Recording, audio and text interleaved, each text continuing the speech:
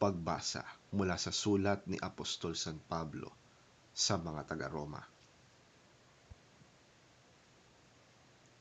Kaya nga, hindi nahahatulang maparusahan ang mga taong nakipag-isa na kay Kristo Jesus.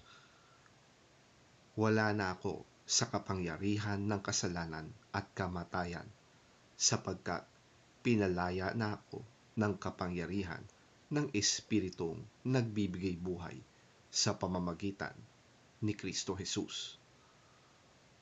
Ginawa ng Diyos ang hindi kayang gawin ng kautusan dahil sa likas na kahinaan ng tao. Isinugo niya ang kanyang sariling anak sa anyo ng taong makasalanan upang pawiin ang kasalanan. Sa gayon, hinatulan na niya ang kasalanang umaalipin sa tao. Ginawa ito ng Diyos upang ang panuntunan ng kautusan ay matupad na sa atin na namumuhay ayon sa Espiritu at hindi ayon sa hilig ng laman. Ang mga namumuhay ayon sa hilig ng laman ay walang pinapahalagahan, kundi ang mga bagay na ukol sa laman. Ngunit ang mga namumuhay ayon sa Espiritu ay nagpapahalaga sa mga bagay na espiritual. Ang pagsunod sa hilig ng laman ay naghahatid sa kamatayan, ngunit ang pagsunod sa Espiritu ay nagdudulot ng buhay at kapayapaan.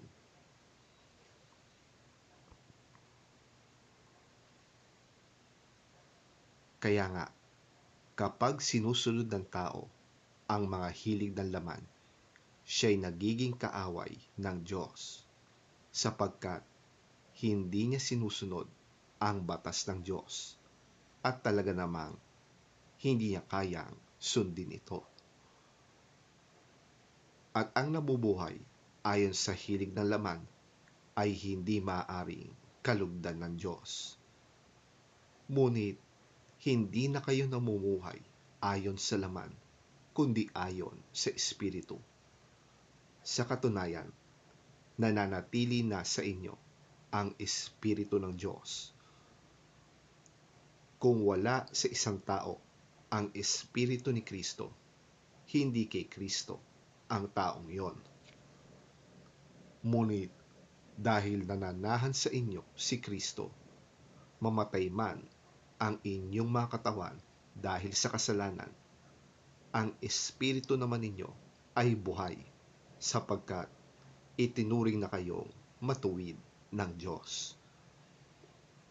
Kung nananahan sa inyo ang Espiritu ng Diyos na siyang muling bumuhay kay Hesukristo, siya ang muling bubuhay sa inyong mga katawang mamamatay, sa pamamagitan din ng kanyang Espiritong nananahan sa inyo.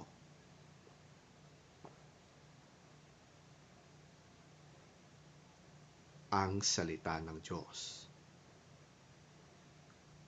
Salamat sa Diyos.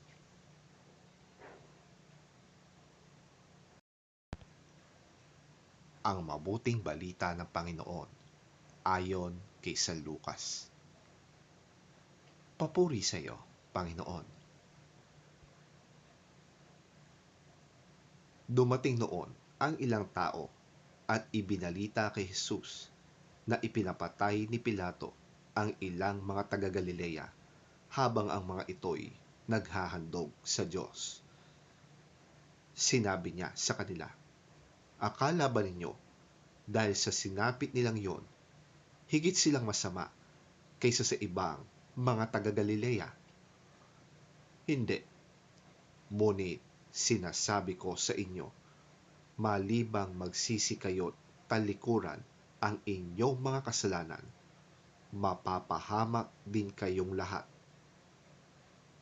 At ang 18 namatay nang mabagsakan ng tore sa Siloe, sa akala ba ninyo'y higit silang makasalanan kaysa sa ibang naninirahan sa Jerusalem? Hindi. Ngunit sinasabi ko sa inyo, malibang magsisi kayo't talikuran ang inyong mga kasalanan, mapapahamak din kayong tulad nila. Sinabi pa sa kanila ni Jesus ang talinhagang ito. May isang taong may tanim na puno ng igos sa kanyang ubasan. Minsan, tiningnan niya kung may bunga ang puno, ngunit wala siyang nakita. Dahil dito, sinabi niya sa tagapag-alaga ng ubasan, 3 taon na akong pumaparito at naghahanap ng bunga sa punong ito, ngunit wala akong makita. Putulin mo na, nakakasikip lang yan. Ngunit sumagot ang tagapag-alaga, huwag po muna nating putulin ngayon. Huhukayin ko po ang palibot at lalagyan ng pataba. Baka sakaling mamunga na sa susunod na taon. Kung hindi pa, saka po ninyo ipaputol.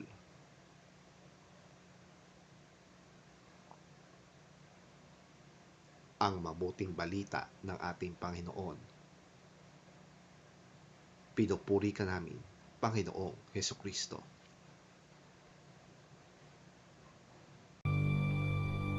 Now there were some present at that time who told Jesus about the Galileans whose blood Pilate had mixed with their sacrifices.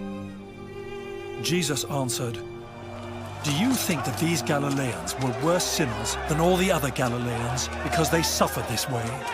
I tell you, no. But unless you repent, you too will all perish. Or those 18 who died when the tower in Siloam fell on them, do you think they were more guilty than all the others living in Jerusalem? I tell you, no. But unless you repent, you too will all perish." Then he told this parable. A man had a fig tree growing in his vineyard, and he went to look for fruit on it, but did not find any. So he said to the man who took care of the vineyard, "For 3 years now I've been coming to look for fruit on this fig tree and haven't found any. Cut it down. Why should it use up the soil?" "Sir," the man replied, "leave it alone for 1 more year, and I'll dig around it and fertilize it. If it bears fruit next year, fine. If not, then cut it down."